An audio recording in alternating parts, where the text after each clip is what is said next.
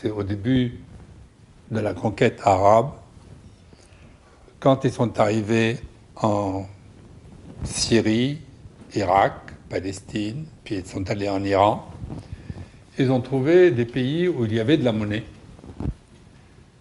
Et ils ne se sont pas occupés de la monnaie. C'est que pour eux, les monnaies qui circulaient, c'était comme les chats et les chiens qui étaient dans le pays.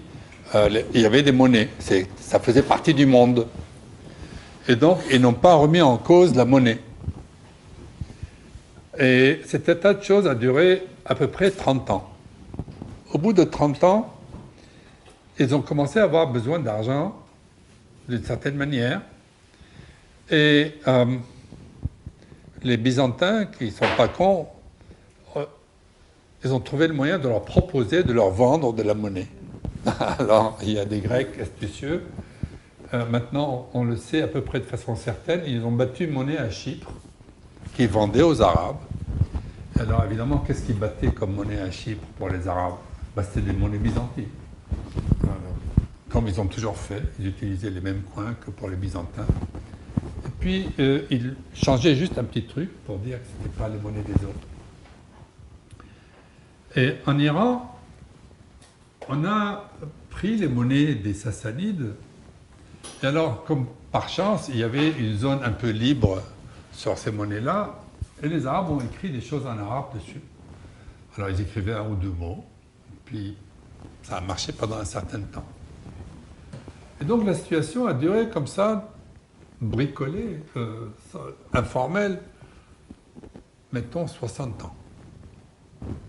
Au bout de 60 ans, les besoins en argent changeaient, et puis l'État arabe changeait aussi, et il avait conscience qu'il était un État, et que les États émettaient de la monnaie. Et donc la question d'émettre de la monnaie s'est posée.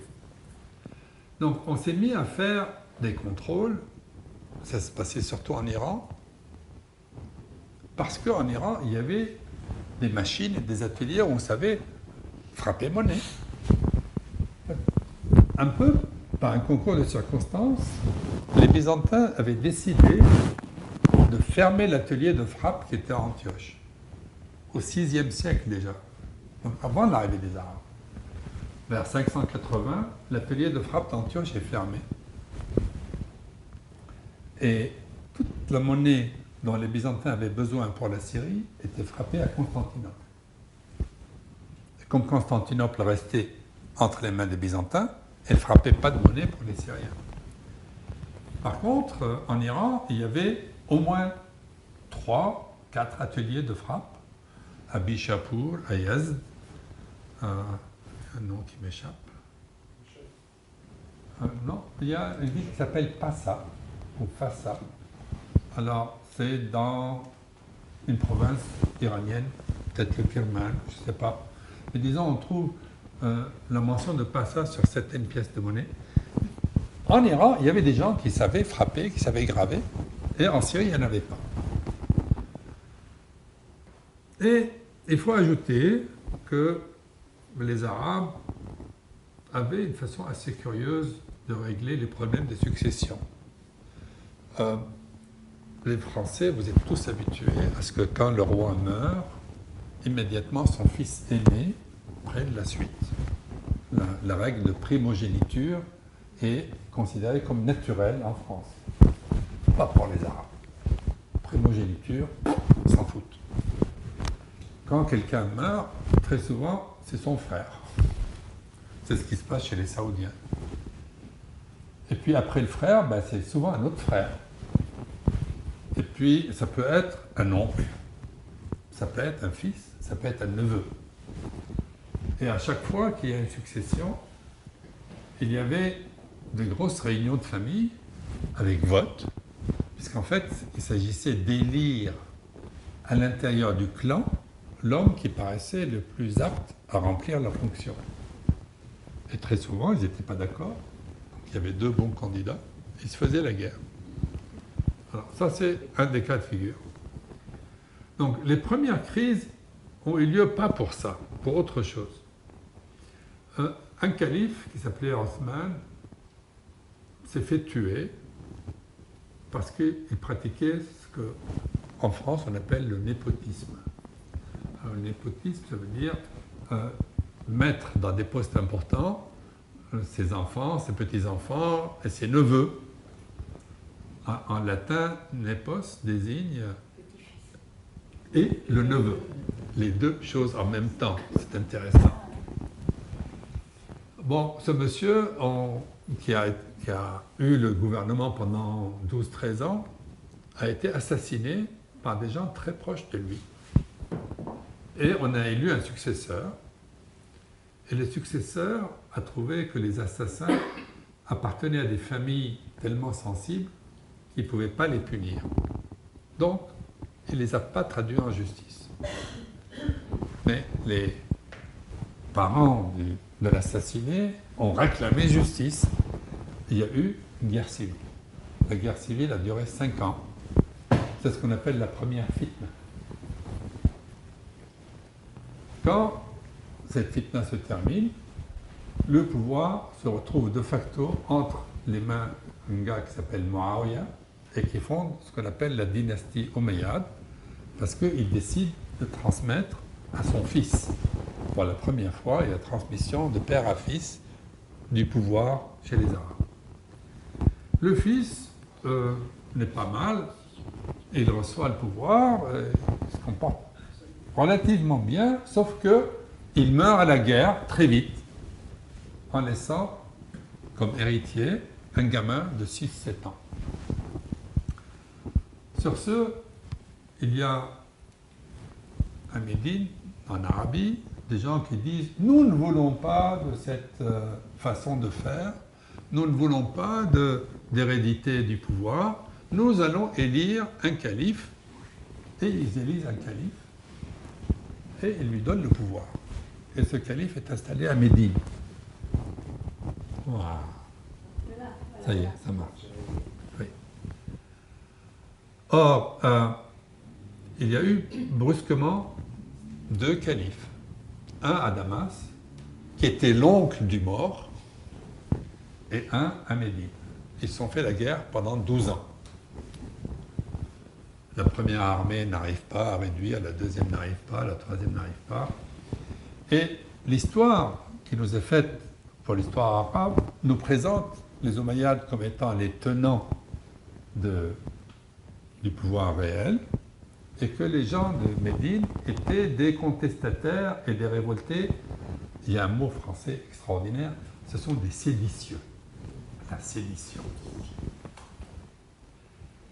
Mais quand on se remet dans la logique des gens de l'époque, au 7e siècle, ce n'était pas du tout des séditieux, c'était des légitimistes qui réclamaient le retour au vote et à l'élection du calife, et qu'ils ne voulaient pas de quelque chose qui a été pris pas de droit, de la transformation de l'élection en hérédité leur paraissait illégale. Non seulement cela, ils avaient entre les mains l'Égypte, l'Arabie, l'Irak et l'Iran. Ce qui est resté entre les mains de ceux qui apparaissent comme légitimes, c'est la Syrie et la Palestine.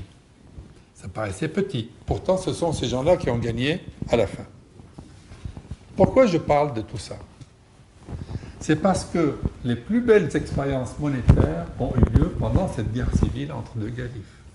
Entre le calife qui était en Arabie et le calife qui était à Damas. En partie parce qu'ils sont aperçus que la monnaie était un des symboles du pouvoir. Et qu'on pouvait affirmer qu'on était le calife en battant monnaie, et que la monnaie, c'était un outil de propagande. On se faisait connaître comme calife. C'est ce qu'ont fait les empereurs et les empereurs romains. Oui, mais les Arabes n'avaient pas cette habitude. Oui, c'est la propagande. Oui, ils n'avaient pas ça. Donc, ils font quelques expériences pendant 4 ans, 5 ans. Vous allez voir les expériences plus tard.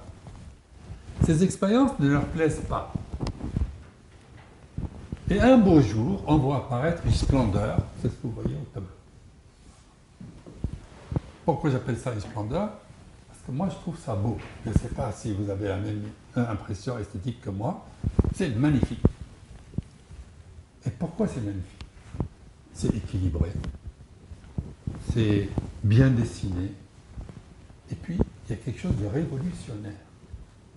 C'est que pendant 13 siècles, on avait battu monnaie. La monnaie, ça commence en 530 avant Jésus-Christ, à Sardes, en Asie mineure. Donc, entre 530 avant Jésus-Christ et 670 après Jésus-Christ, on a battu monnaie en mettant sur l'avers la figure de quelque chose, un lion, un roi, un cavalier, un char, et sur le revers, on a mis les images de divinités ou des temples ou des symboles de je ne sais quoi. Bref, pendant 13 siècles, les monnaies avaient une façon de faire, elles étaient figuratives, elles avaient un avers et un revers, l'avers était politique et le revers était religieux. Et c'était standard. Les Grecs, les Romains, les Sassanides, les Perses, tout le monde faisait pareil. Et brusquement, ils arrivent avec ça. Et c'est plus pareil. Et c'est tellement plus pareil qu'aujourd'hui, les numismates occidentaux sont dans la merde. Ils ne savent pas où est l'avers, où est le revers. Alors, les Anglais, avec le premier catalogue de Walker, font une convention. Les Français, avec Lavoie, un catalogue de la BNF, fait une autre convention. Et évidemment, les Français et les Anglais ne sont pas d'accord. Et les Américains, qui veulent être les meilleurs, et ils ont la plus grosse collection publique à New York, font un catalogue. Et évidemment, pour certaines monnaies, ils sont d'accord avec les Français, pour d'autres monnaies, ils sont d'accord avec les Anglais. Mais il n'y a pas d'avers, il n'y a pas de revers. Alors, est-ce qu'on va s'avouer vaincu ou non? J'aurai ma solution que je vous proposerai. Mais brusquement, ce que vous voyez, ce n'est pas de monnaie, hein, c'est l'avers, le revers. Mais ça peut être la gauche, le début. Et les chiffres sont où? Parce que ça va être la langue qui commence comme ça. Alors ça, c'est une hypothèse. Voilà. Il y a deux solutions. Tu ne peux pas te tromper. Hein. Tu dis l'avers, c'est à droite, et l'autre dit l'avers, c'est à gauche, et vous avez tous les deux raison. C'est la solution des Français, la solution des Anglais.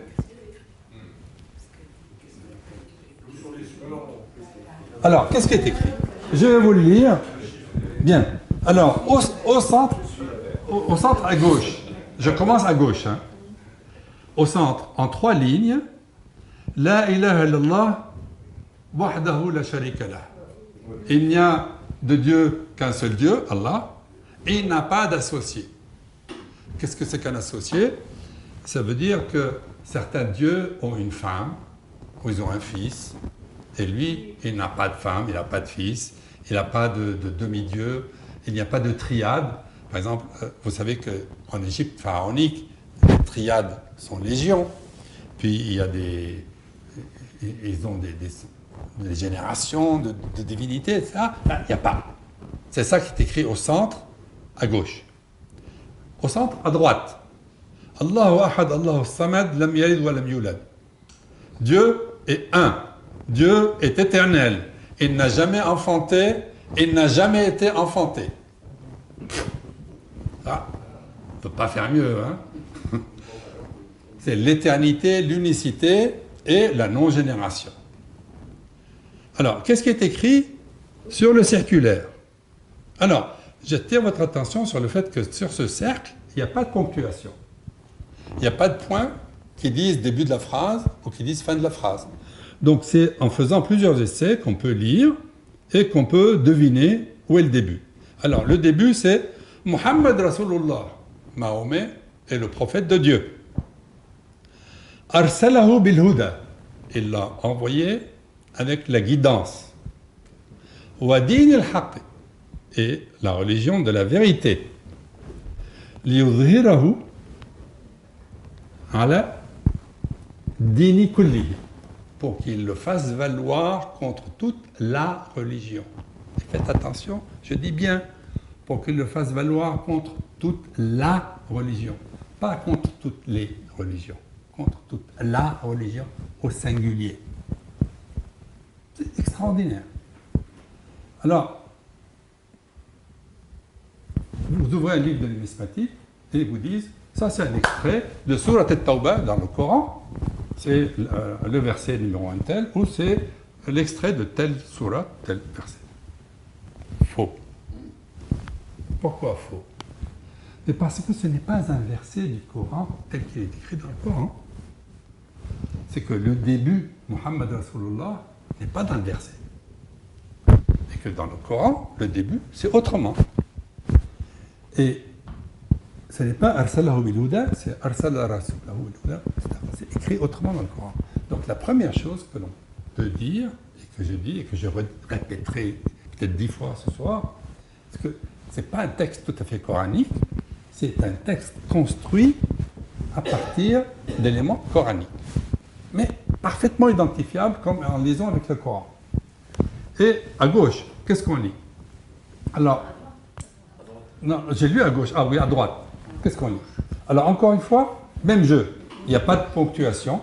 Alors, pardon, autre chose, cette écriture que vous voyez est une écriture qui est défective.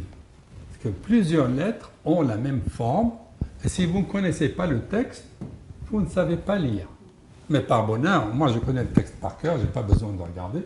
Donc une fois que j'ai commencé, je peux finir le texte sans le lire. Et donc, c'est ce qu'on appelle aujourd'hui à la mode, c'est une lecture holistique. On lit des phrases, on ne lit pas des lettres. Mais tous les Arabes de l'époque connaissaient par cœur le Coran. Donc une fois qu'ils avaient commencé à lire un mot ou deux mots, ils pouvaient vous donner la suite sans problème. Donc on n'a pas besoin de lire lettre par lettre. On lit d'une façon globale. Alors à droite, en périphérie, Bismillah, au nom de Dieu. Duriba hadha dinar. Ce dinar, alors le mot dinar qui désigne, c'est le même mot que le mot français que vous utilisez, c'est le denier. C'est le denarius latin. Le denarius était une pièce d'argent pesant 1/72e de livre romaine. Or, la pièce ici est en or. Elle porte le nom d'une pièce d'argent.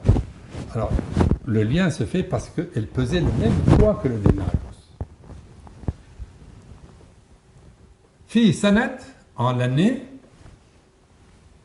78. Je dis Thamani. Thamani, c'est écrit. Thamani. 78. Donc, voilà le texte, ce qu'il dit. Alors, comment peut-on étudier ça? Je vais vous donner d'autres exemples. Alors, hop. Non? Ah, il faut peut-être peser sur le piton. Comment on fait avancer?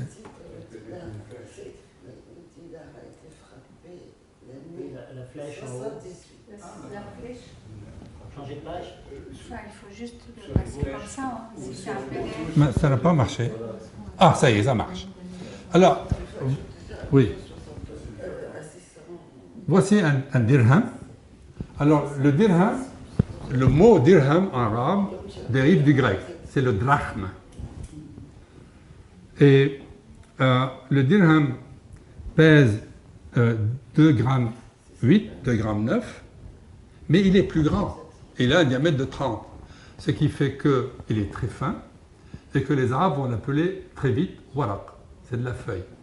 C'est de la feuille d'argent.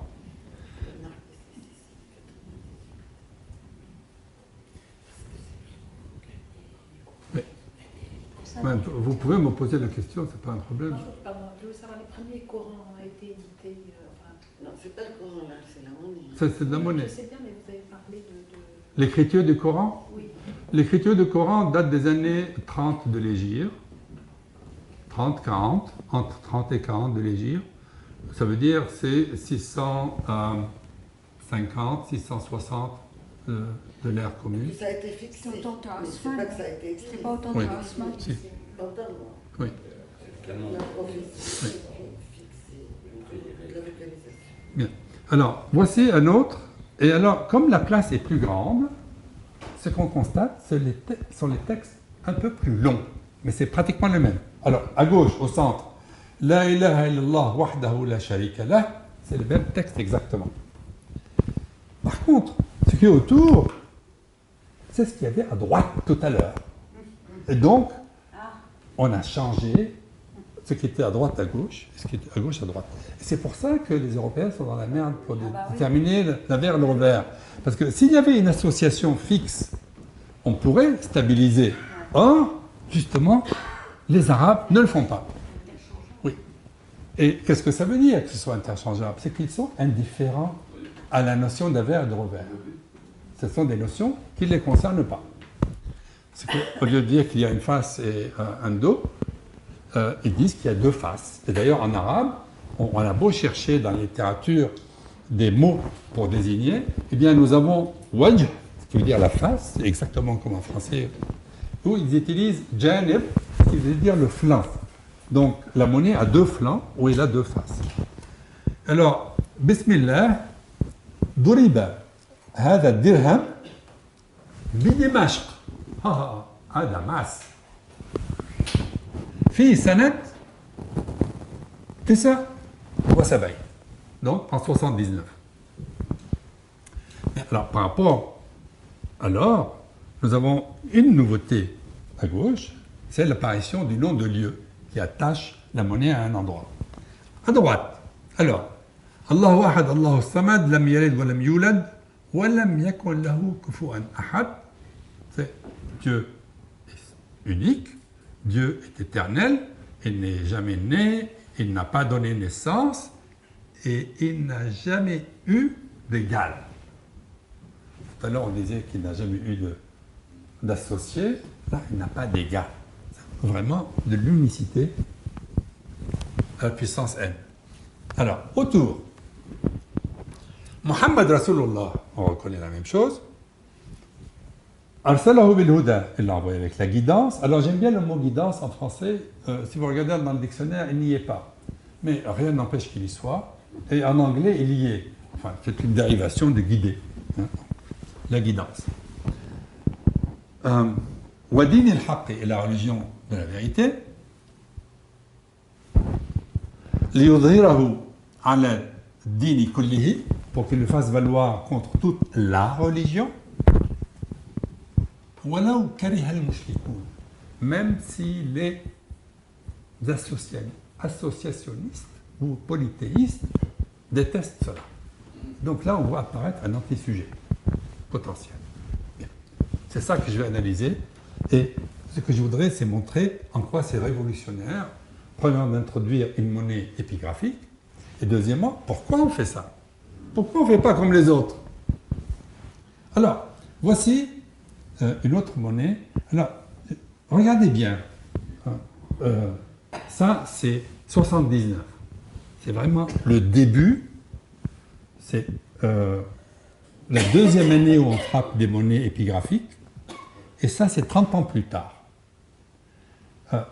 Bon, les personnes qui ont une sensibilité graphique voient qu'immédiatement, il y a plus d'esthétique, hein, plus d'effort. La graphie est plus belle, la mise en page est plus belle, les cadres sont plus beaux, la pièce est plus belle. Bref, l'argent est moins bon, mais ça c'est secondaire. Et ceci n'a pas été frappé à Damas, mais à Wasit. À un moment donné, ils décident, comme le font les Byzantins, la frappe de l'or est à Damas, à la capitale, la frappe de l'argent est transférée à une autre ville de province. C'est en Irak, entre Koufa et Basra. À ce moment-là, voici ce que utilisent les Grecs. Alors, en haut, vous avez des monnaies d'Héraclius. Alors, Héraclius, pour ceux qui ne le savent pas, c'est un Romain de Tunisie qui, à un moment donné, a jugé que c'était un peu la merde à Constantinople. Il envoie son fils rétablir l'ordre et chasser l'intrus. Et le fils prend le trône.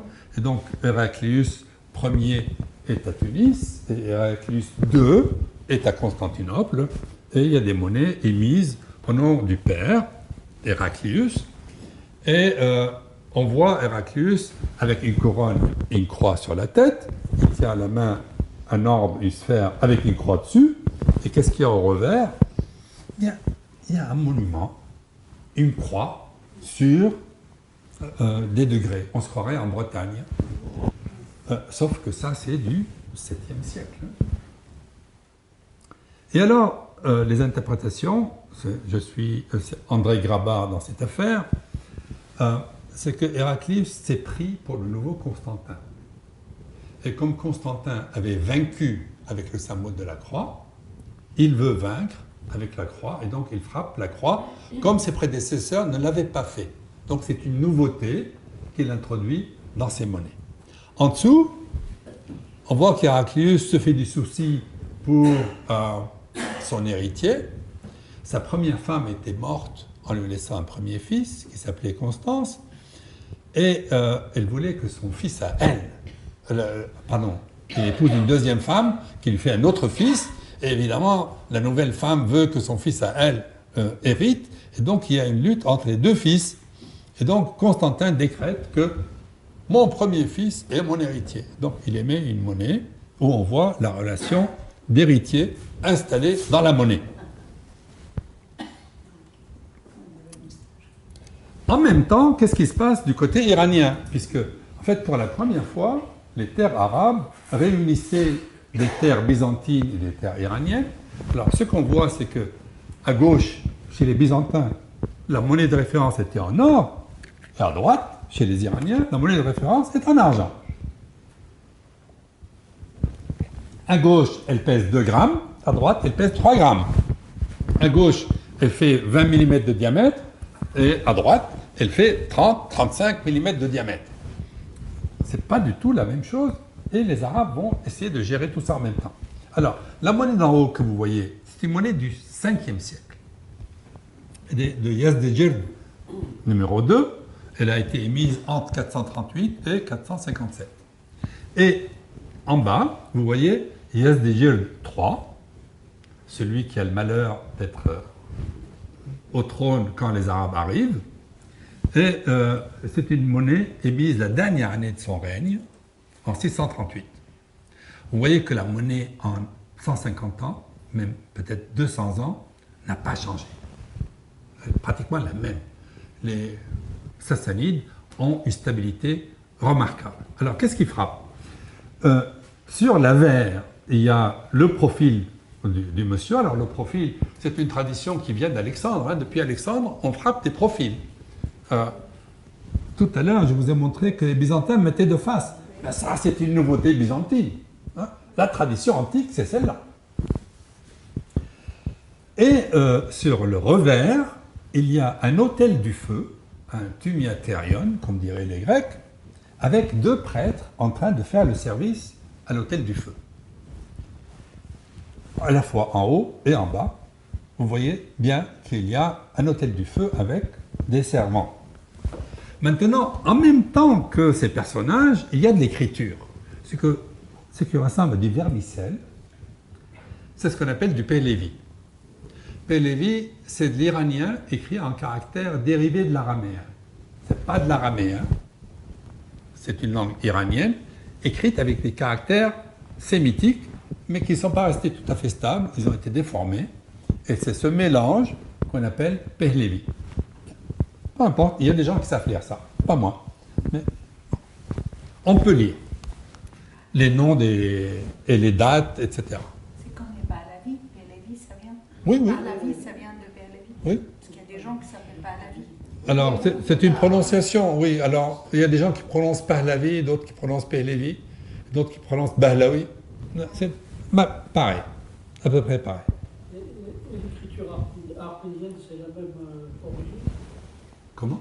L'écriture arménienne, c'est la même Non, origine? non, c'est une autre, c'est différent. C'est différent. Alors, je vous ai mis ici la photo d'un caillou. C'est une pierre funéraire. Mais je dis caillou parce que ce n'est pas une pierre taillée. C'est un bloc volcanique ramassé et transformé en pierre funéraire. Ce qui est extraordinaire, c'est que le texte qui est dessus, c'est à 70% le même que ce qu'on trouve sur les monnaies épigraphiques. L'écriture est la même. Alors, j'ai fait cette photo au Musée national de Riyad en Arabie. C'est un caillou du 7e siècle. Il n'y a pas la date exacte, mais si vous savez lire à la fois l'écriture, la graphie, l'ordonnance des caractères, c'est pratiquement pareil Sauf qu'il n'y a pas de périphérie ici. Il n'y a qu'un texte écrit en lignes qui se suivent. Donc, ça vous donne une idée de comment on écrivait. Alors, on écrivait quand même moins bien que sur les pièces de monnaie. Hein. Sur les pièces, c'est plus beau. Et voici des pages de Coran. Alors, à gauche, 7e siècle. Donc, contemporain des pièces de monnaie. À droite, c'est début 8e. À gauche, ce que vous voyez comme un peu un voile, c'est que le parchemin a été lavé de la première fois où il a été écrit. On a réécrit le texte une deuxième fois. Et les spécialistes savent déchiffrer qu'il y a une différence entre la première version du Coran et la deuxième. La première était avant l'instauration par Othman d'une version unique, et la deuxième, c'est conforme à la version que nous lisons aujourd'hui. Alors tout ça, ce sont des caractères difficiles à lire, et si vous ne connaissez pas le Coran, vous ne pouvez pas déchiffrer ces pages. C'est assez difficile. Voici une page de Coran du 9e siècle. Vous voyez que ça ressemble à la pièce d'argent que je vous ai montrée qui a été frappée à Wasit.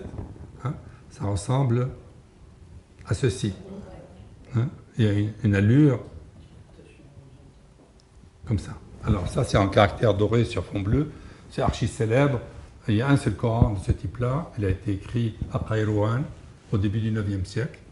Et tous les musées du monde ont chacun une page. Voilà. Il y a des commerçants qui ont fait du fric en vendant le Coran en pièces détachées. Et alors, cette page me sert à résumer l'histoire que je vous ai faite tout à l'heure. Donc, il y a l'échelle du temps en bas, entre 600 à gauche et 710 à droite. En bas, c'est l'ère commune. Et j'ai mis 3 points rouges à gauche pour les monnaies d'Héraclius et 2 points rouges à droite. Je vais vous montrer tout à l'heure des monnaies de Justinien II. Alors, vous remarquerez que Justinien II, c'est comme Héraclius qui se prenait pour Constantin. Justinien se prenait pour Justinien, pour le Justinien d'un siècle avant. Donc, ils prennent des noms qui leur portent bonheur. Et alors, la ligne au-dessus, c'est la temporalité des Arabes. Et j'ai mis des pièces noires pour les pièces en argent. J'ai mis des points rouges pour les pièces d'or, les dinars. Et alors, à droite, dans la zone grise sur laquelle c'est écrit fitna, vous voyez qu'il y a 3 points dorés. Ce sont des pièces extraordinaires que je vais vous montrer, qui ont été frappées pendant la guerre. Vous vous souvenez que je vous ai dit que pendant un moment donné, il y a eu 2 califes, un à Damas et un en Arabie. Vous voyez que la grosse concentration des pièces, c'est à la fin de cette guerre. Et ils se mettent à inventer. Il s'appelait comment le calife à Médine? Abdallah bin Zubayr. Oui, Az-Zubayr bin al-Awwam était un des amis du prophète. Et donc, Abdallah bin Zubayr était le fils de... Donc, séditionniste, c'est quoi? Non. Pardon? Séditionniste, c'est quoi? La sédition, Thawra. Non, ils avaient un nom. Khalifa. À la Médine, non. Quand ils étaient opposants à... Oui, il était khalife. Et il était élu, Moubaya, légal. Mais quand tu dis séditionniste ou loyaliste, ou, enfin, je sais pas. Il n'y a pas. En arabe, il n'y a pas. Il n'y a pas. Non, non, il est khalifa à Hujaz. Mais ils se battaient où? Afwan. Ils se battaient où? Les batailles avaient... Un peu partout. Mais il y a eu surtout 3 campagnes militaires envoyées au Hijaz. Et ce n'est que la 4e qui a gagné en détruisant la Kaaba. Ah oui. Oui, Abdullah ibn Zubayr s'était retranché dans la mosquée sacrée et Al-Hajjaj ibn Yusuf a bombardé au Mangono la Kaaba. Il l'a détruite Ah oui. et il a dit « je la reconstruirai après ». Et c'est ce qu'il a fait. Il l'a remontée. Et donc la Kaaba que nous connaissons aujourd'hui, c'est la 4e fois qu'elle est reconstruite. Ce n'est pas le bâtiment du 7e siècle. Alors, voici quelques essais que font les Arabes en Iran au début de l'émission des monnaies. Alors regardez en haut, c'est une pièce datée 31 de l'Hégire. 31 de l'Hégire, on est en 650. Alors c'est une pièce qui a toutes les allures d'une pièce iranienne, sauf que dans le cadran en bas à droite, entre deux croissants et des étoiles, il est écrit Bismillah, au nom de Dieu, en arabe. Mais à côté de la tête du monsieur, c'est écrit en Pehlevi, l'autel du feu est toujours là. Et à côté de l'autel du feu, c'est écrit en Pehlevi. Mais il a écrit Bismillah à côté de la tête du monsieur. Et alors, pardon? La tête n'est plus profil. Si, c'est un profil. C'est un profil. C'est un profil moins beau, mais c'est un profil quand même. C'est-à-dire elle a été récupérée. Bon. Et en dessous, vous avez une autre pièce, toujours un profil, toujours l'autel du feu, et c'est toujours écrit Bismillah, et c'est daté 43, frappé à Passa en Iran. Et c'est Muawiyah, donc le premier calife omeyyade. Donc à Damas, on ne fait rien de cela, mais en Iran, on fait. Et alors, ça, c'est absolument extraordinaire. Regardez bien. Alors on arrive à l'arabe en intérieur. Il y a du profil, il y a l'autel du feu, et il y a une rondelle autour de laquelle c'est écrit, on croirait que c'est du chinois. Oh, ce n'est pas du chinois, c'est de l'arabe. C'est de l'arabe écrit radial. Non seulement il est écrit radial, mais les mots sont découpés d'une façon que nous ne ferions pas aujourd'hui. On refuserait. Les mots sont coupés à l'intérieur du mot. Et il n'y a pas de trait d'union. Il y a Allah aussi. Mais c'est écrit là, La ilaha illallah, Muhammad Rasulallah. C'est ça qui est écrit. Mais c'est écrit de façon chinoise. C'est frappé par Al-Hajjaj ibn Yusuf. Il a signé en vertical à côté du profil. Et c'est daté en 76. En dessous, c'est écrit 77. Et c'est pareil. Et il y a l'autel du feu. Et il aimait ça pendant qu'à Damas, on émettait les pièces d'or que vous avez vues. Donc, le modèle épigraphique était déjà au point, était déjà émis, mais en Iran, la tradition de faire de l'argent continue et de faire du figuratif continue. Hajjaj ibn Yusuf, c'est écrit là. Oui, Où ça? Al-Hajjaj bin Yusuf, en vertical. Enfin, ça dépend. Si tu tournes. Comment tu tournes? C'est vertical par rapport au visage. Par rapport à toi, Par rapport au visage. comme tu veux. Non, Je discuterai. c'est une manière de voir, Mana. Si tu tournes la monnaie. J'ai dit comme tu veux. D'accord. Et alors, regardez ça. Ah oui, c'est fantastique. Alors, comme Héraclius avec son fils, on a un Héraclius avec son fils, mal gravé parce que les outils ne sont peut-être pas bons, ou c'est le graveur qui n'est pas bon, et à droite, il y a une croix sur des degrés, mais faites très attention, ce n'est plus une croix, c'est un T. C'est un T. Je ne sais pas si vous vous souvenez de Brave New World. Vous avez lu ça quand vous étiez jeune, non? Dans Brave New World, qui se passe à Londres, et quand on sort à Londres, il n'y a plus Charing Cross, on va à Charing T. C'est exactement la même transformation. La cross est transformée en T. Alors, donc T, c'est plus du chrétien. Et alors, il y a un texte en latin. Et qu'est-ce qu'on lit en latin? Alors ça, c'est pas très lisible, mais nous avons eu la chance d'avoir une deuxième pièce émise par les mêmes gens. Alors ça, c'est un demi-dinar en or, sur lequel c'est écrit en latin. Alors ceux qui connaissent le latin peuvent lire Deus Eternus, Deus Magnus, Deus Omnium Deus, es omnium creator, in nomine Domini misericordis solidus feribus in Africa. Ce solidus, c'est-à-dire cette pièce d'or, a été frappé au nom de Dieu en Afrique. Et les qualifications de Dieu en latin, c'est Allahu Akbar, c'est La ilaha illallah. C'est pareil, on a traduit en latin parce que à Tunis ou à Sabrata, ou je ne sais pas quelle ville de l'Afrique, on a frappé, on ne connaissait que le latin. Donc on a traduit en latin. Et alors, ce n'est plus une croix sur des degrés, c'est une sphère sur des degrés. C'est extraordinaire. Alors, ces pièces figuratives auraient pu perdurer, justement. Or, la chose étrange, c'est qu'après les avoir faites, on sera mécontent et on n'en voudra pas. Alors, regardez encore. Voici 4 pièces. En haut à gauche, vous avez une pièce byzantine. Alors, entre parenthèses, comme Constantinopolis était la nouvelle Rome, quand elle frappait des pièces d'argent ou d'or, elle écrivait en latin.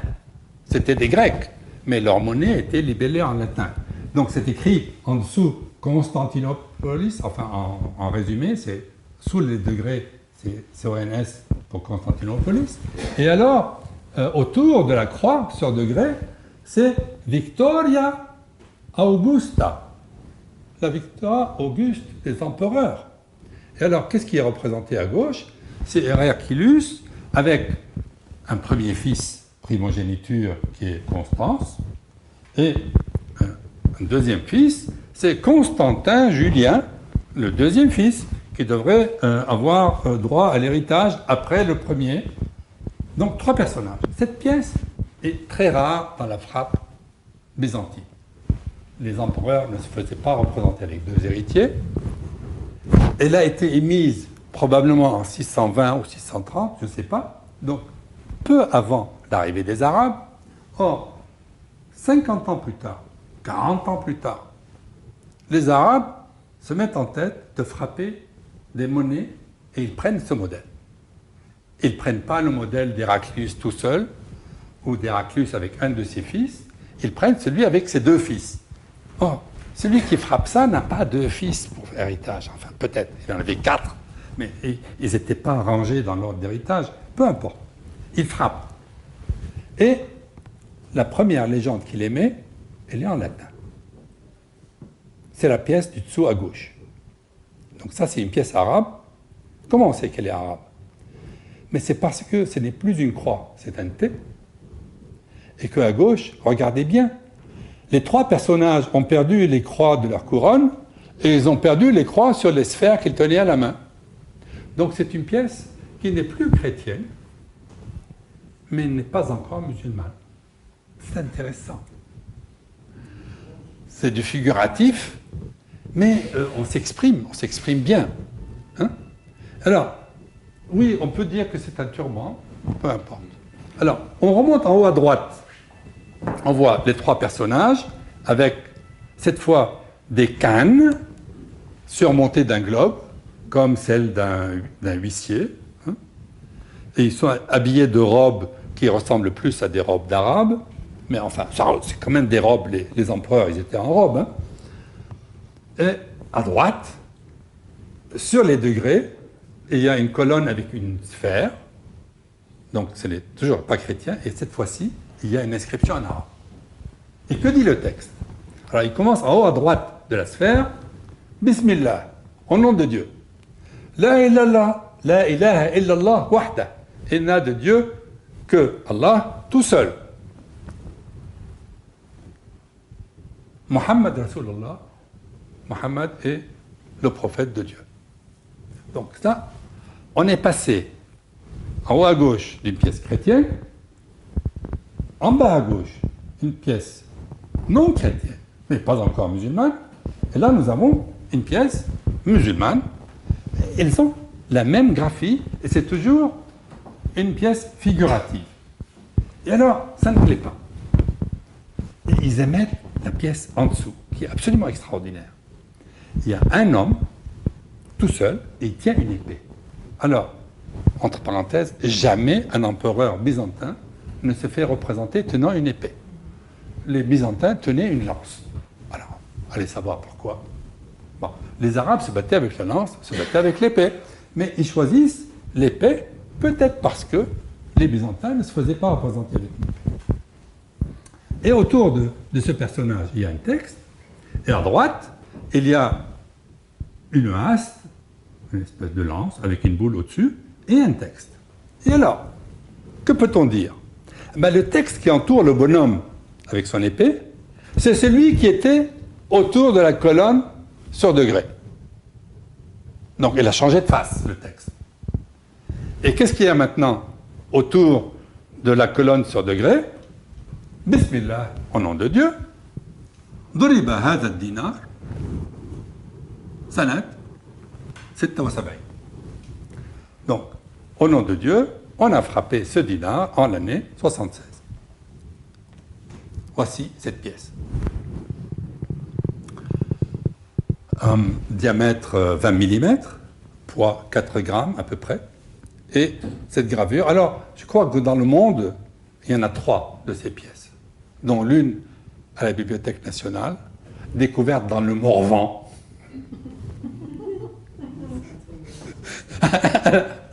Dans un trésor enterré à la fin du 7e siècle. C'est-à-dire, à peine 10 ans après l'émission de cette pièce, elle est arrivée dans le Morvan. Et elle a été enterrée dans un trésor avec 180 pièces. Il y a un très bel article de Cécile Morisson sur cette pièce. J'ai voulu obtenir une photo, la BNF me dit, pendant 3 ans, les pièces islamiques, niet. On refait le cabinet des médailles. Alors, pas d'accès, ni aux pièces, ni aux images, rien. Fin de non-recevoir. Alors, cette photo, elle vient du British Museum. Heureusement qu'ailleurs, il y a de l'information.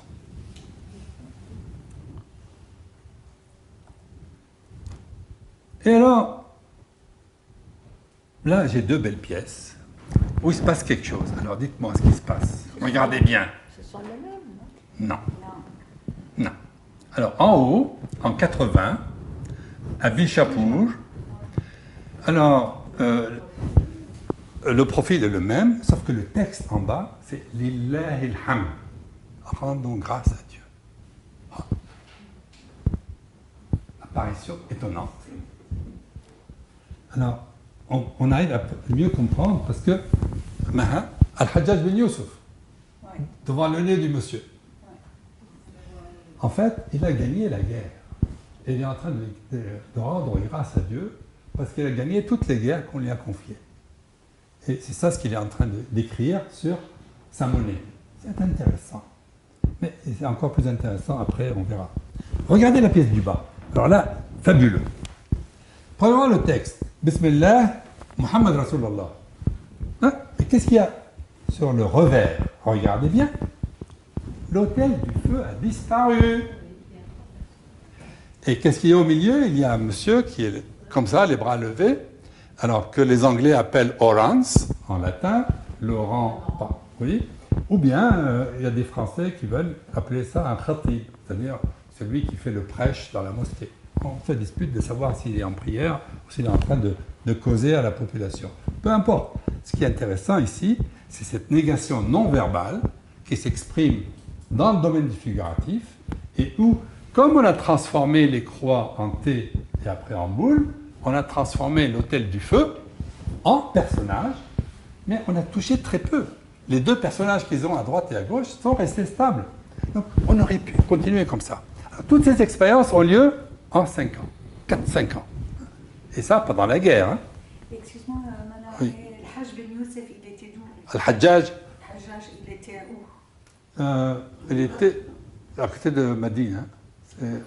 Il est Thaqafi, la tribu Thaqafi, et c'est la ville d'où venait le raisin de la Mecque, c'est la ville de... Ah, j'ai un trou de mémoire. Elle est à 1 jour et demi de marche de la Mecque. Ça va me revenir. Mais, oui, dans sa jeunesse, il a été maître d'école. Il a enseigné l'arabe dans une école. Alors, la question du feu qui a disparu, Oui. d'un côté, il est quand même là, au-dessus de la tête du personnage, où tu as les 2 ailes de l'aigle. Et le feu au-dessus. C'est pas un feu, c'est un croissant avec une étoile. Au-dessus du. Oui, croissant et étoile. C'est une étoile, ça? Toujours, croissant et étoile, partout. Croissant et étoile sur tous les symboles sassanides, bien avant que ça n'apparaisse sur les drapeaux arabes. Mais l'aigle, enfin les deux ailes. Ce sont des ailes qui viennent Les Zarathoustra. de l'âge du bronze. De l'âge du bronze. C'est les divinités solaires. Le disque solaire de Ra et le disque solaire hittite, c'est ça l'origine. On peut retracer assez loin. Oui, oui, peut-être l'origine, enfin, c'est Oui. utilisé toujours dans Oui. les temples. Oui, oui. Alors, une remarque. Sur toutes ces pièces d'argent que vous avez vues, toutes les inscriptions sont sur l'avers, sont sur la face où il y a un profil, et jamais, au grand jamais, les Arabes n'ont écrit un texte religieux sur la face où il y avait une autel du feu. Donc, ils ont évité soigneusement les mélanges religieux. Alors, il y a quelque chose qu'on peut analyser, et ils font comme si ces symboles figuratifs n'avaient pas de sens, qu'ils étaient purement distinctifs. Vous savez qu'en linguistique, on fait une différence entre les oppositions distinctives et les oppositions significatives. Alors, ils traitent ces figures comme des oppositions distinctives. Ils suspendent leur signification. S'ils peuvent utiliser l'autel du feu, c'est qu'ils l'ont suspendu. S'ils utilisent des monnaies avec des croix, ils suspendent le sens de la croix. Ils essayent de changer, mais ça fait 70 ans qu'ils le font, qu'ils utilisent ces monnaies. Hein. Et toutes les modifications arrivent dans une période très resserrée où il y a une espèce d'ébullition, où on va mettre au point quelque chose. Et alors, voilà. Vous avez sur la même page 4 échantillons. 4 échantillons de quoi? 4 monnaies. J'ai fait exprès de ne pas mettre les mêmes monnaies. Par exemple, le dinar de là-haut est de 77 et non pas de 78. En fait, le premier dinar émis, daté, doit être de 76. Il n'y en a pas une belle photo. Je ne sais même pas s'il y en a un bel exemplaire au British Museum. Des dinars de 76, il y en a, je ne sais pas s'il y en a 10 dans le monde. Il y en a peut-être 4 ou 5. Et ils valent des fortunes. Entre parenthèses, obtenir ces photos, c'est pas très difficile, mais c'est quand même pas donné. Hein. Il faut faire des démarches. Hein. Bon. En dessous, vous avez un dirham de 79. Et alors, à droite, nous avons un demi-dinar et un tiers de dinar. En fait, ça, c'est un héritage, encore une fois, romain. Les Romains et les Byzantins faisaient des semissus et des termissus, c'est-à-dire des demi-solidus et des tiers de solidus. Et donc, les Arabes font des demi-dinars et des tiers de dinars. Comme la surface diminue et qu'on n'arrive pas à diminuer la gravure, parce que quand même, il faut bosser pour faire de la petite gravure. La petite pièce d'en bas, elle fait 13 mm. Hein, 13 mm. Et celle de dessus, elle fait 16 mm. Donc, il faut faire tenir tout ce texte. Donc, en fait, on raccourcit le texte. Et donc, une bonne partie de mon travail, ça a été de démontrer quels étaient les textes nécessaires et les textes non nécessaires, et quelles étaient les variables et quels étaient les invariants. Alors, une des grandes surprises, qui n'est nulle part dans les ouvrages de numismatique, c'est que quand vous regardez le dinar et le dirham de gauche, vous avez la ilaha illallah à gauche, Allahu ahad, Allahu samad à droite, en haut et en bas. Mais si vous allez à droite, sur les demi et sur le tiers, Allahu ahad, Allahu samad à l'islam. Or, ce qu'on a retenu comme leçon des historiens arabes, c'est qu'ils disent qu'à un moment donné, quand il y a eu un coup d'État contre les Umayyads et que les Abbasides ont pris le pouvoir, qu'ils ont installé le pouvoir à Bagdad, ils ont enlevé ce passage coranique et qu'ils l'ont remplacé par quelque chose qui l'a rattaché au prophète. Ce n'est pas faux. Mais ça avait déjà disparu en l'an 94 de l'Hégire. c'est-à-dire avant qu'il y ait un souvenir que les Abbassides pouvaient prétendre au trône. Donc, c'est un variant. Les invariants sont 3, les inscriptions, pas les 4. Le 4e, on peut le remplacer. On peut le remplacer par quoi? Ici, c'est par Bismillah ar-Rahman ar-Rahim. Alors, Bismillah était déjà dans les autres monnaies, mais pas au même endroit. Là, il prend une place centrale. Et Bismillah, c'est au nom de Dieu. Ar-Rahman ar-Rahim, le clément, le miséricordieux. Cet énoncé prend quelle arrêté?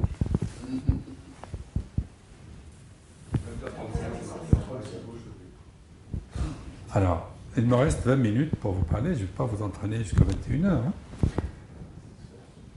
Donc, j'essaie de faire bref.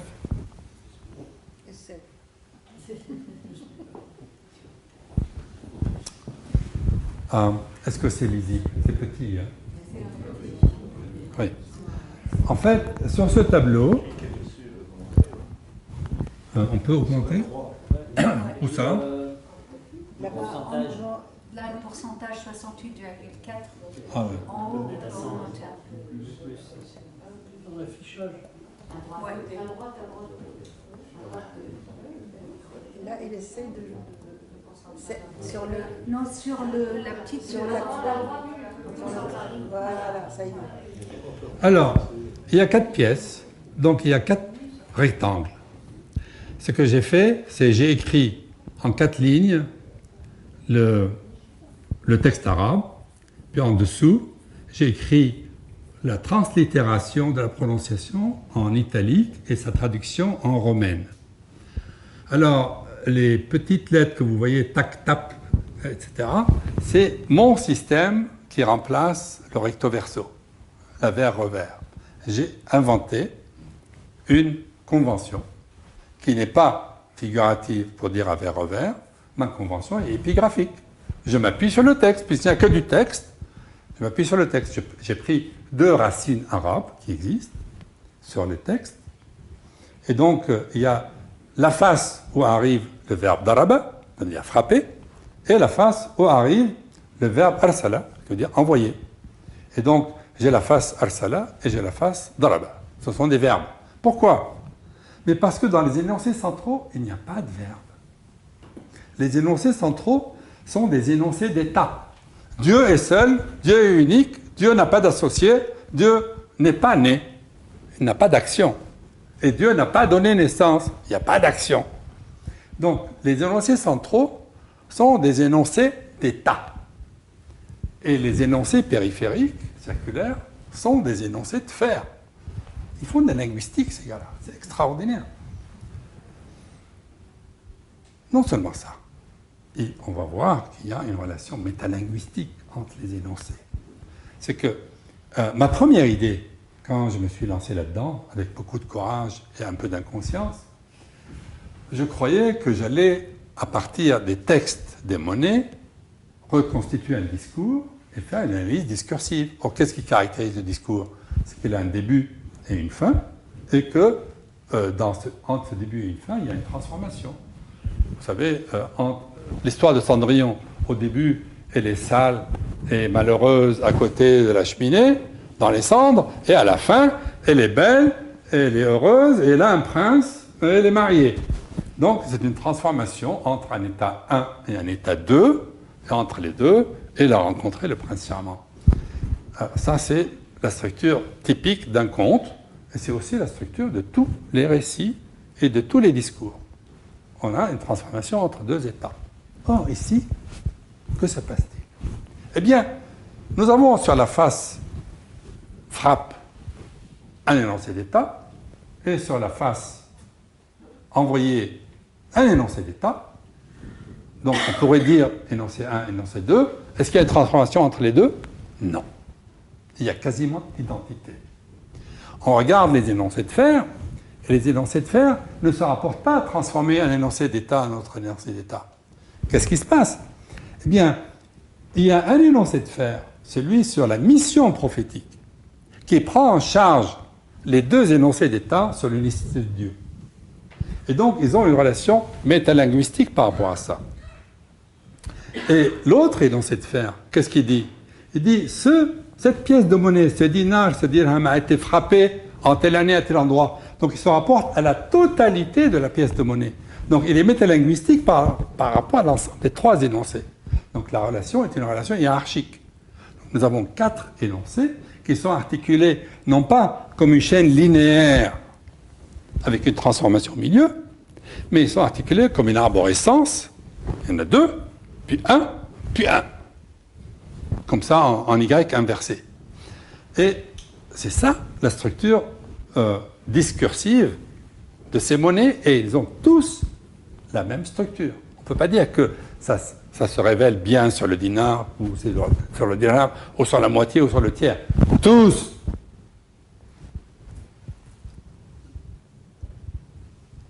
Maintenant,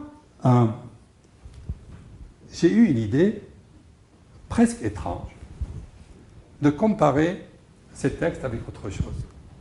En me disant, moi je reconnais sur ces pièces de monnaie les textes immédiatement. Non seulement je les reconnais, mais je reconnais un caractère modulaire. Or, qu'est-ce qu'il y a comme texte modulaire que je connais? L'appel à la prière. Alors, j'ai ici un enregistrement de l'appel à la prière. Mais il est représenté en arabe sur fond jaune et en français sur fond gris.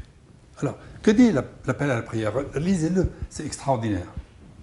Alors, Allahu Akbar, Allahu Akbar, Allahu Akbar, Allahu Akbar, 4 fois. Dieu est le plus grand. Qu'est-ce qu'on est en train de dire? Pourquoi on répète? Question peut se poser. Ashhadu an la ilaha illallah. Je témoigne qu'il n'y a que Dieu, que lui seul. Ashhadu anna Muhammadan Rasulullah. Je témoigne que Muhammad est le prophète de Dieu. Chacun est répété. Après, il dit Hayya ala salah, venez prier. Hayya ala al-falah, venez faire le bien. Allahu Akbar, Allahu Akbar. La ilaha illallah, il n'y a de Dieu que Dieu. Ça, c'est un appel à la prière. C'est ce qu'on entend 5 fois par jour dans toutes les mosquées du monde islamique. Or, comment est-ce que c'est construit? On s'aperçoit que le vrai appel à la prière, c'est un seul. Venez prier. Il est répété 2 fois. Et venez faire le bien est répété 2 fois. Le noyau, le message central, c'est ça. Et il est entouré d'un message périphérique qui, ici, graphiquement, est en haut et en bas. Alors, en quoi est-ce que ça ressemble à la monnaie? La première chose, c'est le caractère modulaire. C'est ce qui a attiré mon attention. Il y a une différence majeure. Sur les monnaies, il n'y a jamais de répétition. Alors qu'ici, les répétitions sont légion. Mais ils ont en commun un phénomène. C'est celui d'avoir un texte central entouré d'un texte périphérique. Mais ils ont en commun aussi quelque chose d'extraordinaire. C'est que la ilaha illallah advient dans cet appel 3 fois. 2 fois, il est précédé du verbe ashhadu, qui veut dire je témoigne. Et une fois, sans ashhadu, il ne témoigne plus. Quelle est la différence qu'on peut faire entre un énoncé, je vous le dis, je témoigne qu'il n'y a de Dieu que Dieu, et puis l'autre énoncé, il n'y a de Dieu que Dieu. Quelle est la différence entre ces 2 énoncés? Dans l'un, je dis je témoigne que, et dans l'autre, je ne dis pas je témoigne que. Quelle est la différence entre eux? Les 2 affirment la même vérité. Mais celui qui dit je témoigne est en train de dire je dis que je dis la vérité. Et ce que je dis, j'y crois. C'est ça le sens du témoignage. Or, à la fin de l'appel, il n'a plus besoin de dire « je témoigne ». Il peut le dire sans le dire. Et justement, c'est le dire et ne le pas dire. Il a dit 2 fois « ashhadu an la ilaha illallah ». La 3e fois, il peut dire « la ilaha illallah » sans dire « ashhadu ». Et le « ashhadu » est intégré. C'est ce qui m'amène à l'interprétation des monnaies. Il y a 2 façons de lire les monnaies. Soit on lit le texte qui est effectivement, physiquement sur le métal, soit on restitue des énoncés complets que l'on connaît par cœur parce qu'ils sont occurrents partout. Or, si on rentre dans cette démarche, on ouvre une porte absolument extraordinaire.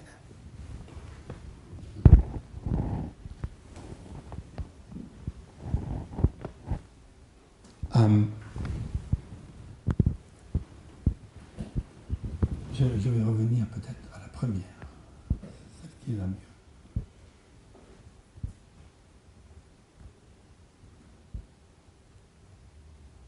Voilà. Alors, pour diminuer la taille. Voilà, comme ça. Alors, à droite, le texte dit Allahu ahad, Allahu samad, lam yalid wa lam yulad. Si je dis ça à n'importe quel musulman, il dit c'est du Coran. Ah oui, c'est du Coran, comment? Dans le Coran, c'est pas comme ça. Dans le Coran, le texte dit Qul huwa Allahu ahad, Allahu samad, lam yalid wa lam yulad. Quelle est la différence? Dans l'arabe, le texte dit Qul huwa. Que dit-il? Dit que Dieu est seul. Qui dit? Dit que c'est Dieu. Donc, dans l'un des textes, ici, on est en train de dire Allah est unique, et dans l'autre, Allah est en train de dire dit qu'Allah est unique. Mais il y a une différence majeure. C'est phénoménal. On oublie tout, on ne comprend rien, au sens, si on confond Allah est seul, et dit que Allah est seul, et que celui qui le dit, c'est Allah. Dans l'un, Allah est en train de parler, et dans l'autre, on est en train de parler d'Allah. C'est pas pareil. C'est comme Pierre bat Paul et Paul bat Pierre. Enfin, dans l'un des cas, il y a Paul qui souffre, et dans l'autre, c'est Pierre qui souffre. Ici, c'est Allah parle, ou on parle d'Allah. C'est pas pareil. Or, qu'est-ce qu'on a fait? On a débarrassé 3 passages coraniques de leur énonciation. On a enlevé l'énonciation. On n'a laissé que de l'énoncé objectivé. Où est-ce qu'on fait ça? Dans les textes scientifiques. Là, j'ai 2 scientifiques là. Justement, je pensais à ça. Bon. Le texte scientifique de base que vous connaissez tous par cœur, c'est l'oxygène est un gaz incolore, inodore et sans saveur. Vous l'avez tous appris, c'était en classe de 6e ou de 5e. Quand on a dit ça, c'est un énoncé scientifique, qu'est-ce qu'on a fait? On a effacé l'observateur qui a regardé et qui a dit « Ah, il n'y a pas de couleur ». Ou l'observateur qui a humé « Ah, ça n'a pas d'odeur ». Et celui qui a fait « Ah, ça n'a pas de saveur ». La construction du discours scientifique se fait par l'effacement du sujet d'énonciation. C'est comme ça qu'on fabrique du discours objectif. Et qu'est-ce que ça veut dire? Ça veut dire que l'énoncé qu'on vient de dire, toute personne est susceptible de le dire, toute personne est susceptible de répéter l'expérience et de la vérifier, et que c'est un énoncé vrai. Donc, dans les pièces de monnaie, en débarrassant le texte coranique de ses marques d'énonciation, on a fabriqué des énoncés vrais et de la vérité objective que l'on peut mettre sur les pièces. Mais il y a plus que ça, beaucoup plus que ça. Parce que quand les premiers bons musulmans ont vu ces pièces, ils ont râlé. Et pourquoi ils ont râlé? On devrait être content. On est en train de dire du bien de Dieu sur les pièces d'or et sur les pièces d'argent. Pourquoi ils râlent? Ils râlent en disant les personnes impures, quand elles vont toucher le fric, elles vont toucher le texte pur. Oh, il faut qu'elles se lavent, il faut qu'elles se rendent pures. En plus, si elles sont pas musulmanes, c'est terrible. Elles ne doivent pas le toucher. Donc il y a objection à ce que toute personne impure touche le texte coranique pur. Et donc, en débarrassant le texte coranique de ses marques d'énonciation, on l'a rendu touchable. Ce n'est plus du Coran. Les gens impurs peuvent le toucher. Condition nécessaire pour l'existence d'une monnaie. Parce que si la monnaie ne peut pas circuler en toutes les mains, ce n'est pas une monnaie. Donc, on est en train d'arriver à la condition d'existence de cette monnaie par la manipulation du texte. C'est extraordinaire. Les gars qui ont bossé là-dessus, ils étaient intelligents. Il faut inventer ça. Surtout si on doit le mettre dans la bouche pour l'or, pour savoir si c'est de l'or. Alors, je vais vous montrer, avant de clore, deux choses. Alors, ça, c'est une monnaie abbassiya. Abbassides, ce sont ceux qui ont fait la révolution en 750. Ils ont pris le pouvoir sur les Omeyyades. Donc, les monnaies, si vous les regardez, l'allure, c'est pareil. Sauf qu'en bas à droite, alors, en haut, il y a les deux pièces émises en 750. Et en bas, recto verso de la pièce émise en 751. Vous voyez que les deux ne sont pas pareils en ce que, à droite, le texte n'est plus le même. À la place de Allahu Ahad, Allahu Samad, Lam Yalid wa Lam Yulad, nous avons Muhammad Rasulullah. C'est curieux. Et c'est parce que les Abbassides se prétendaient issus de l'oncle du prophète Muhammad qu'ils écrivent le nom de Muhammad. C'est une allusion à leur lien de parenté. Et comme quoi ça légitime le pouvoir et leur position de pouvoir. Et ça, c'est extraordinaire. 2 siècles plus tard, les Fatimides prennent le pouvoir, premièrement en Tunisie, c'est la pièce du dessus, puis après ils conquièrent l'Égypte, c'est la pièce du dessous. Et donc la pièce du dessous est émise l'année de la conquête de l'Égypte et de la fondation du Caire. Et vous voyez qu'ils ont changé beaucoup de choses. Ils ont changé la disposition graphique et ils ont changé les textes. Alors, quand on reprend et qu'on fait l'inventaire, on retrouve dans cette présentation où le centre est vide. Et c'est intéressant. Qu'est-ce qu'une monnaie dont le centre est vide? C'est une question métaphysique. Tous les textes nécessaires des pièces omeyyades et des pièces abbassides se retrouvent sur les pièces fatimides. Mais ils rajoutent un tas de textes sur leur généalogie et sur le fait qu'ils sont issus du prophète par sa fille, Fatima. Ce n'est pas mon sujet, c'est une transformation, mais c'est quand même nécessaire de le voir. Alors, est-ce que les Arabes étaient quasiment fous à faire des monnaies religieuses comme ça? En face, Justinien II émettait en même temps ces pièces-là. Et qu'est-ce qu'on voit? Sur l'avers, Jésus-Christ, devant sa croix, tenant l'évangile à la main. Et sur le revers, l'empereur, tenant une croix qui est comparable à une lance sur des degrés. Et en dessous, le même Justinien, 10 ans plus tard, 15 ans plus tard, émet une autre monnaie où Jésus a pris une allure un peu africaine, plus émacié, enfin, dans le premier il est émacié, mais enfin, bref, il change d'allure. Hein. Ça devient frisé quand même. Oui, oui, l'évangile prend beaucoup plus d'importance, la croix est plus visible, et sur le revers, oui, la main est plus visible. Sur le revers, il est présent avec son fils, et ils tiennent tous les deux la haste d'une même croix. Ouais. C'est formidable.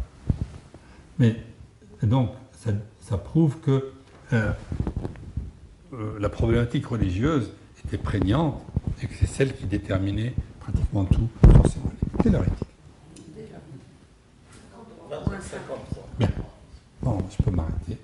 Si vous avez des Juste, questions. Mana, et la monnaie actuelle saoudienne, elle est comment? Je la connais pas, moi. Moi non plus. Non, il y a deux épées. Deux épées. Oui. Bon, merci madame. Merci madame.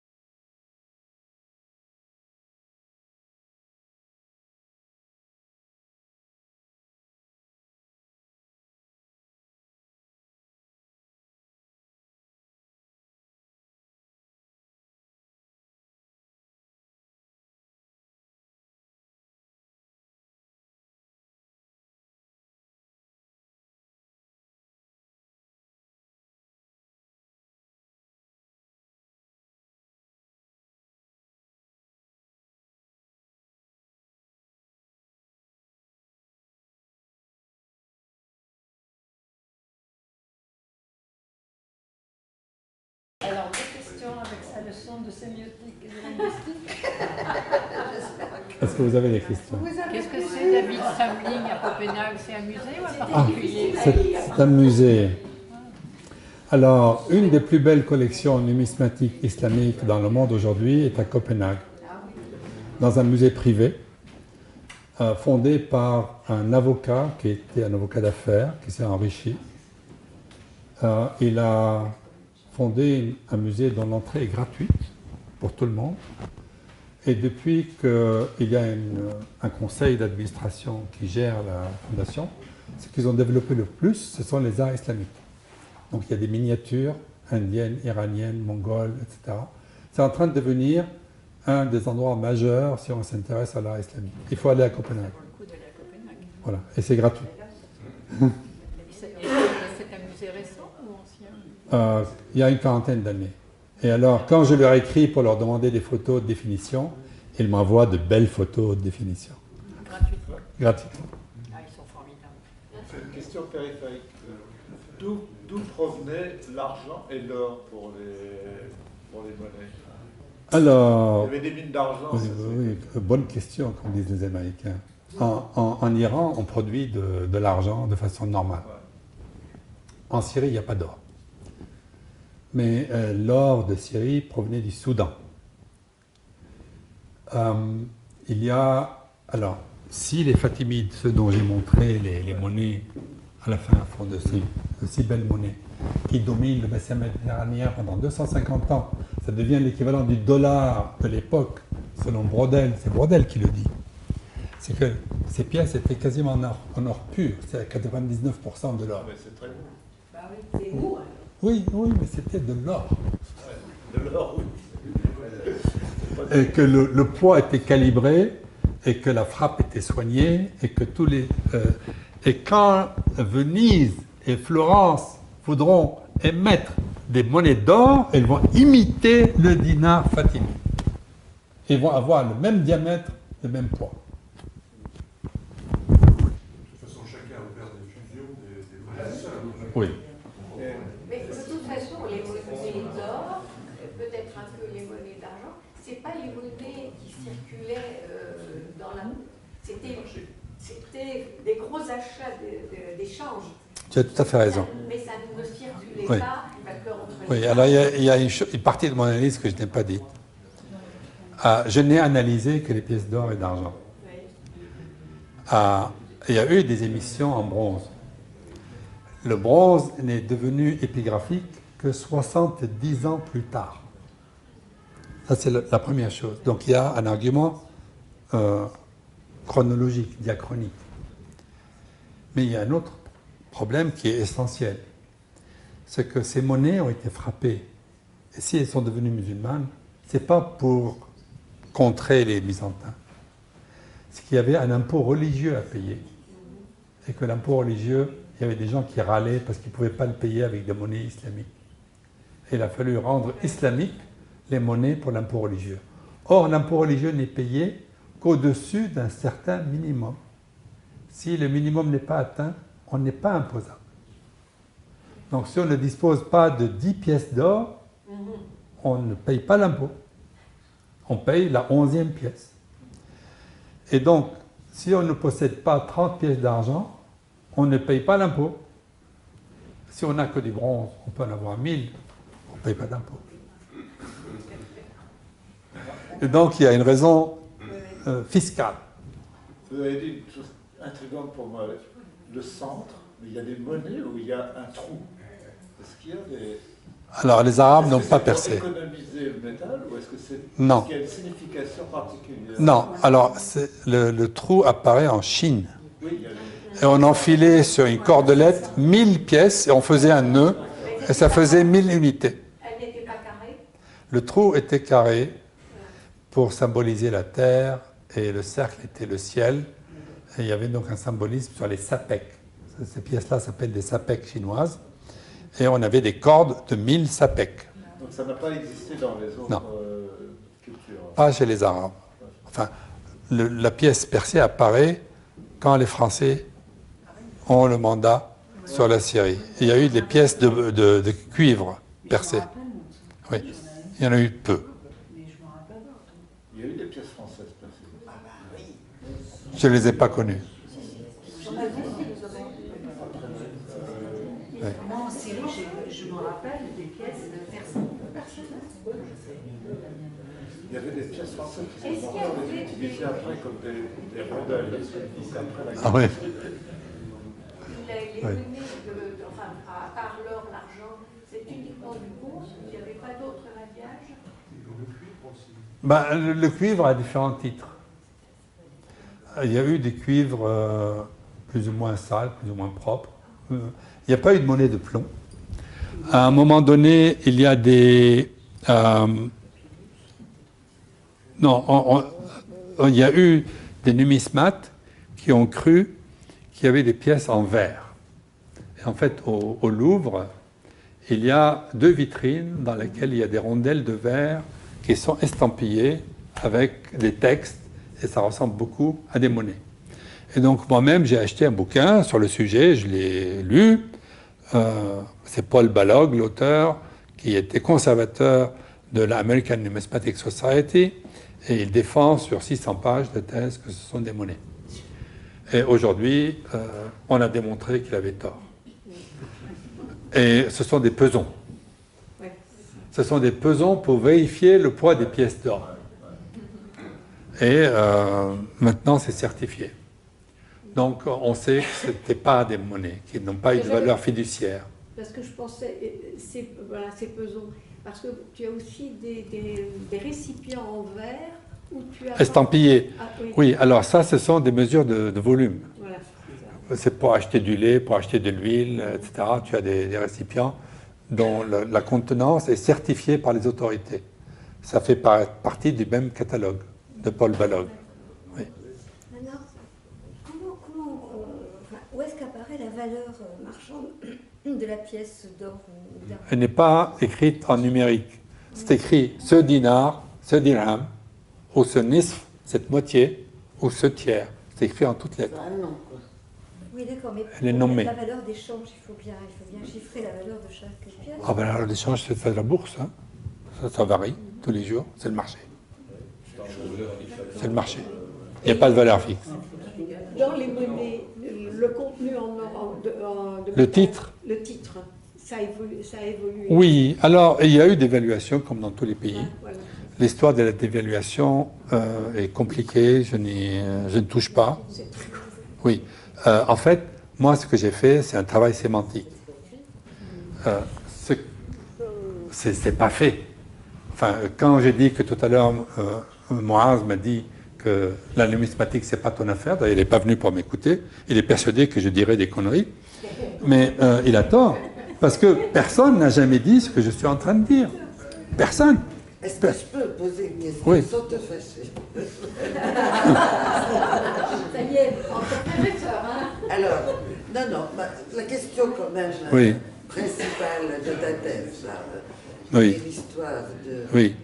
fait ou de verbe, comment tu dis là? Il y a pas de- Les énoncés d'état, les énoncés de faire. De faire, voilà. Oui. Alors, la miel et doigt, la mioulade, c'est pas un énoncé de faire? Non. C'est la négation du faire. Ben, c'est un ne faire. Oui. Mais c'est- c'est un faire. La miel, il n'a pas donné naissance. C'est ça le sens. Et il n'est pas né. C'est verbial, enfin c'est verbal plutôt. C'est pas comme le Muqtada et Khabar. Oui, oui. Je reconnais que ton argumentation peut tenir un instant, je vais la démonter, parce que il y a un verbe dans la phrase et la valeur de ce verbe est niée. Eh bien, quand tu dis la Terre ne tourne pas, qu'elle est statique, tu es en train d'affirmer un état. Tu es en train d'utiliser un verbe pour affirmer un état. Tous les verbes affirment un état, en fait. Non. Dans ce cas. Non, non, non, pas du tout. Pas je du ne tout. parle pas, c'est un état. Où je parle, c'est verbe et je ne parle pas, c'est pas un verbe. Je n'ai pas dit que c'est un verbe. Tu es en train de changer de mot. Je n'ai pas dit. J'ai dit un énoncé d'état. Je n'ai pas parlé. C'est l'énoncé d'état. Et un énoncé de faire, c'est pas un verbe. De faire, c'est pas un verbe. L'énoncé de faire n'est pas un verbe. L'énoncé de faire, c'est un énoncé. Le verbe, c'est un élément de l'énoncé. Dans l'énoncé, il y a un verbe. Mais c'est un énoncé de faire ou un énoncé d'état. Alors, ne me fais pas la... Dans la négation, C'est le fait.